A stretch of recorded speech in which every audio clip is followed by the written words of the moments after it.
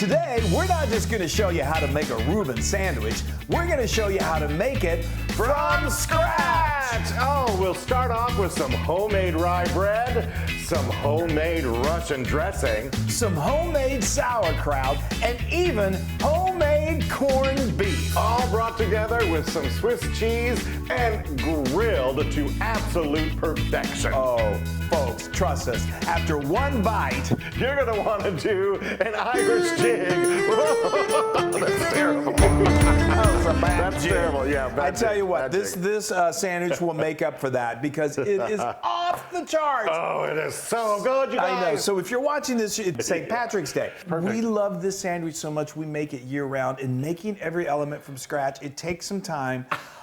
But is it ever worth it? It is so worth it. It is so worth it. So we're going to step through everything. We're going to kind of give you a time frame. The main thing you got to do is you got to give yourself some time, some weeks, if you're going to do this from start to finish, which we recommend. Yes. So let's start with the sauerkraut. It's easy, but it takes the longest. We're going to ferment it. And it is so good. Homemade good. sauerkraut is amazing. Yeah, I love it. Yeah, and it's been around for generations. My grandma used to make it. I think it started in China like eons ago.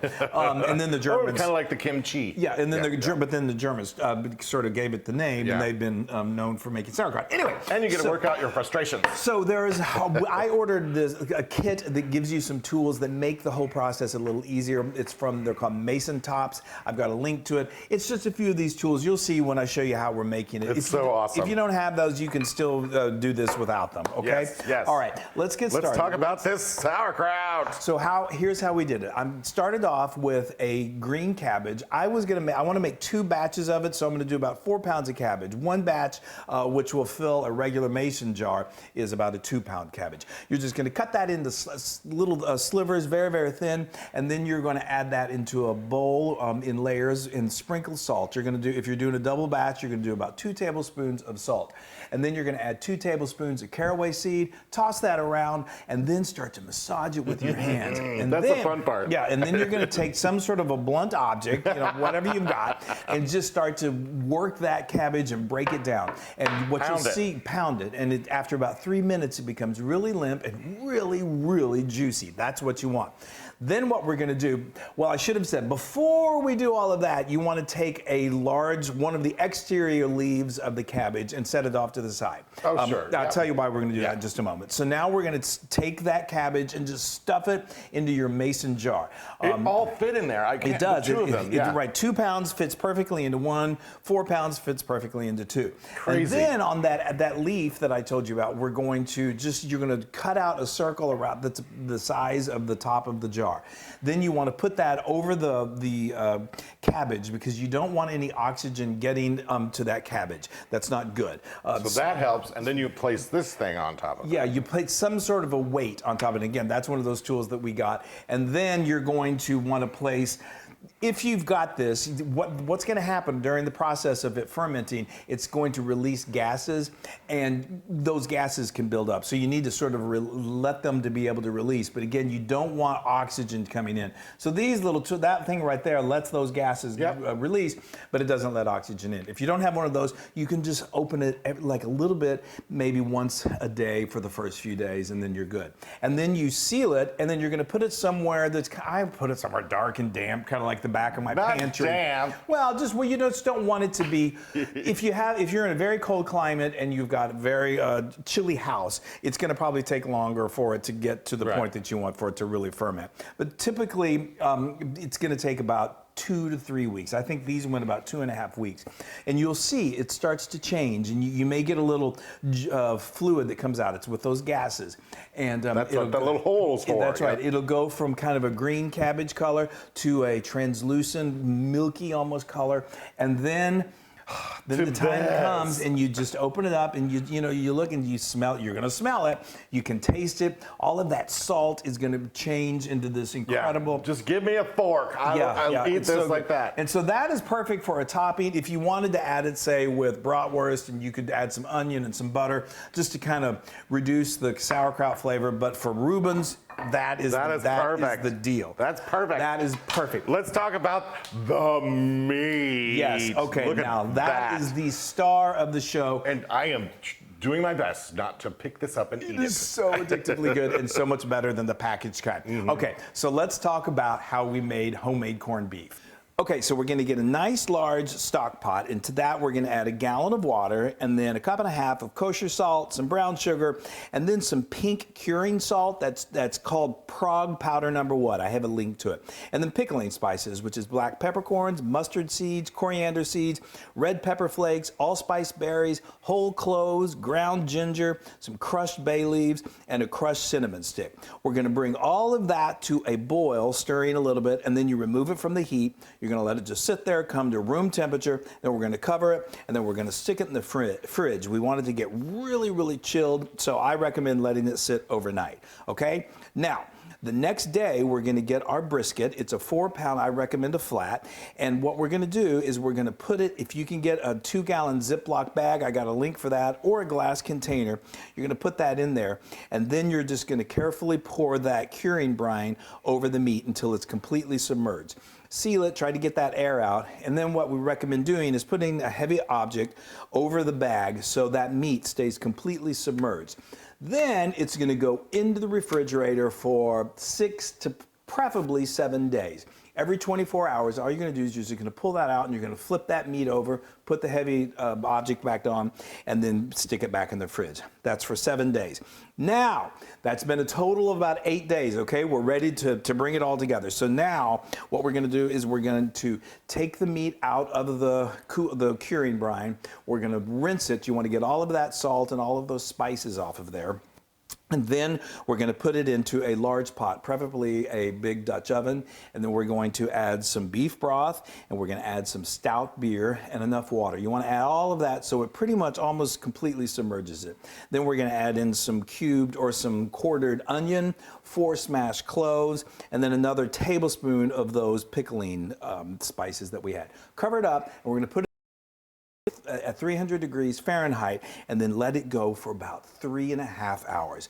Then we're going to take it out, take the lid off, and we want it to sit there in that liquid for about an hour. Then you're going to grab a hot pad and you're going to put that hot pad in your refrigerator and you're going to place that in the refrigerator, and you want it to chill overnight because then that's going to make it easier to slice. The next day, you're almost there, you're going to get a spoon, you're going to remove any fat that congealed, then you pull that meat out, that cold meat out of the liquid, and then you get a sharp knife and you slice it into very thin slices. And that's what we got right here. God, and I can't not eat it. Amazing. So we'll show you how we're going to bring it back to life and get it really juicy. Oh my, y'all! It is amazing. Okay, so we're moving right along. Am I talking too much? I think so. You are, but that's all right. We're getting to the point. That's fine. This is homemade rye bread, which is so delicious. And I'm going to cut a couple of slices for the sandwich. We're going to make one sandwich that will split between the two of us, just because we want to share with. I want to make it not too thin, but not too thick. Right. So now the rye bread. So like I said, the kraut you wanted to start 4 weeks out. Look at that. The corned beef you want to. That's beautiful. The corned beef you want to start about 8 days out, and then the rye bread you can make the night before, the day before, or even the day of. Okay. And here's how you make it. Okay, so we're going to get a bowl and we're going to get some warm water, some honey, and some active dry yeast. And then we're going to mix that together and just let it sit there for about 5 to 10 minutes until it gets nice and foamy. We're going to add that into the bowl of our stand mixer, and we're going to add molasses, melted butter, caraway seeds, salt, and rye flour. We mix that until it comes together. Then we're going to start gradually adding in bread flour, 1 cup at a time, until it really comes together. We let that mix on medium-high with the dough attachment for about 6 to 7 minutes until it comes together and it's pulled away from the sides of the mixer and it's somewhat tacky, a little sticky to the touch. We're going to transfer that into an oiled bowl or container, cover it, and then put it in a non-drafty place to let it proof until it's doubled in size, and that usually takes about 90 minutes. Take it out, punch that dough down, and then we're going to roll that, transfer that out to a lightly floured surface, form that into a rectangle, roll it up tightly like a jelly roll style, and then put it in a 9x5 loaf pan that we've sprayed with some cooking spray. We're going to cover that with plastic wrap, put it back in that non-drafty area, and then just let it rise again for about 30 to 45 minutes until it's about an inch above the pan. And then what we're going to do is we're going to brush a little egg wash on that, and then we're going to put it in a 350-degree oven for 30 to 35 minutes until it's really golden brown. Take it out, brush it with immediately brush it with some melted butter. That'll make the top really, really soft. And then after 5 minutes, we're going to remove it from the pan, put it on a baking rack, and then just let it cool. You want to let it cool for a few hours, and then you've got the most delicious rye bread you can possibly imagine. And that's it. That's all the main components to a sandwich. We'll talk about the Russian dressing in just a moment. In just a second. That's right. But So let's get this meat We going. need to bring this meat back to life. You've worked so hard. It deserves to be all of its beauty. So that's easy to do. So I've got a pot of like an inch of boiling water over here simmering. I've got a steamer basket. However you would steam your vegetables or whatever, we're going to steam this meat. And it's amazing. It doesn't overcook it. It just makes it juicy and nice and warm. My mouth is already watering. It only goes for about 2 minutes. Okay, perfect. All right, now let's talk about this amazing Russian dressing.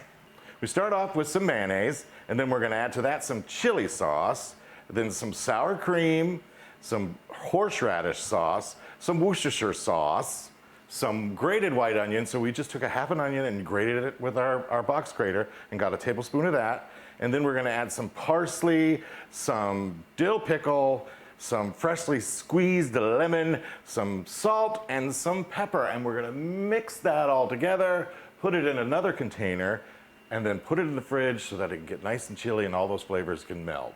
Oh, that Russian dressing is so good. So good on a salad, too. I know, it's delicious. Okay, the only other thing that we didn't talk about, we can't forget yes. cheese. So Swiss The cheese, I love to go cheese. to just my deli and get a good quality cheese. Ask them to cut it kind of medium thickness. You want this to be good and cheesy and melty whenever it all comes together. So Can I start building? Oh, please do. All right, Please so we're do. gonna start off obviously with the bread. Now we're gonna add our Russian dressing. Don't be chintzy. So this has been going about 2 minutes now, so I'm going to just use a pair of tongs. Look how juicy that meat is. Oh my gosh. I tend to go overboard with the Russian dressing. So What a I'm gonna make sure I surprise. take some of that off. You go overboard? No one would ever believe that. And then after that, we are gonna add our Swiss cheese. Doesn't this meat look amazing? I'm dying. Wow. I'm you dying. Yeah. Definitely did go overboard. Should I take it off? No, All right, at all this right. point, no. So we got our Swiss cheese, one slice.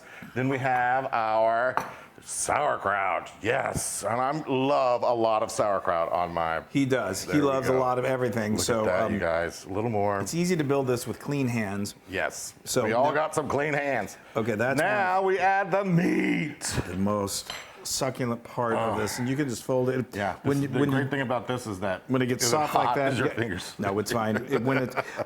It's easy to fold when it let is you do warm that. like that. Yeah. And Wesley again, he loves these piled pie high. Piled pie high. Pie high. Sky high. That's because I was born in Denver. The Oh, mile is that high. it? The mile high city. Okay, that's pretty good. I think. Hold on, come on. Okay, now, oh my gosh, we've got a massive sandwich. So, There we go. Okay. Now we're gonna add another slice of cheese. another slice of cheese, and then we're going to do another. So this is what we're going to hit the top layer with a little more of the Russian dressing. Yeah. And then we want you're that to good. go. Yeah, you do good with that. Oh, thank you.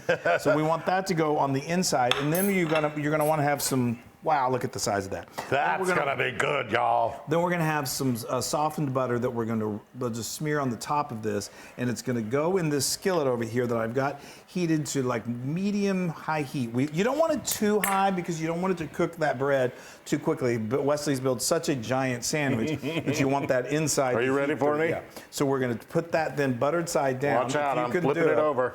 Okay. There we go. It takes a Perfect. little practice. Okay. I've been making these sandwiches a while. Yeah, he has. It's not his first sandwich. It's not his first time at the sandwich rodeo. And so now, I would love to go to a sandwich rodeo. No, we should do that. You guys would come, wouldn't you? Okay, now we're going to add a little more butter to the top, and That's it. That is it. And now I'm just Now we going just wait for this lovely stuff. So Go ahead, to help this along, I'm going to just press this. I could have done this before I buttered it. Just to press it down a little bit. As that heats, it will shrink a little bit too. And then to build some heat inside there to melt that cheese, I'm going to cover it. This isn't 100% necessary, but it does help. It helps melt that cheese. And so what we're going to do is we're going to cook this until that bread is just toasty and golden on the bottom. Then we flip it, do the same thing. And then we eat it. After 4 weeks, it's time to eat. Okay, it's time. So we let it go for about 2 to 3 minutes until it was nice and toasty. Oh, look at that. Then we flipped her over and let the bottom side get nice and toasty. And now the fun part. We're going to go ahead and slice it. This baby is a monster. So not that we couldn't eat this in its entirety, but we're going to split this. And if you can believe it, we're actually going to split it between the two of us. Okay, so now I'm just going to cut this in half. Y'all, this has been 4. Oh, Chris. Look at that. Y'all, look at that, you guys. I'm going to hold it up there, too. Okay, I'm taking this. I'm taking this. You guys, oh. That's a Reuben. That is a Reuben sandwich to like none other. Oh, here we go. Okay. Here we go along well. Oh, my golly. Wow. Reuben, as I've aged, it's become my favorite sandwich. When I think when I was a kid, I didn't like sauerkraut. I didn't know if I liked corned beef. But when you do it like this, yeah. Oh my goodness. All right, is it time? Yeah, I am. This has been a labor of love. There we go. Watch out.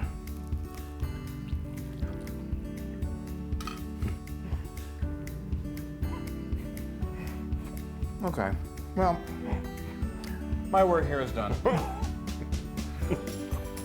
I mean, where do you begin? I married the right guy, that's for sure. Well, you helped. Whoa!